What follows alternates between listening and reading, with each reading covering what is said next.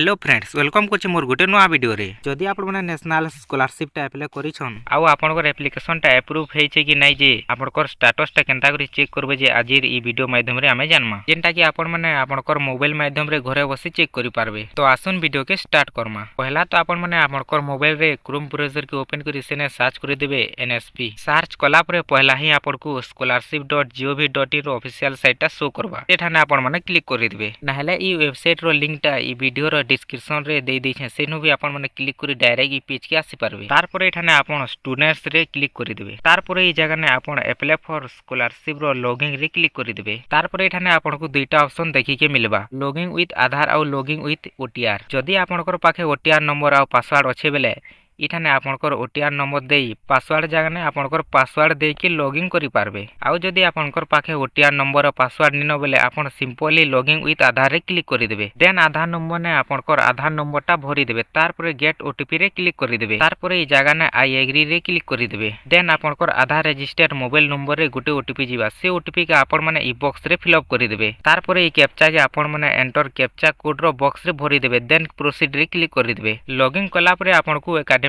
Year 2025-26 रो application टा show करबा। आपण माने सिंपल प्रोसीड रे क्लिक करि देबे। तार परे एठाने आपनकु आपनकर स्टेटस टा शो करबा। जेहेतु मोटा सब ठीक अछि बेले application send to PFMS for payment show करूछे। आउ कहार एप्लीकेशन टा एंता शो करूछे जे कमेंट रे श्योर जणाबे।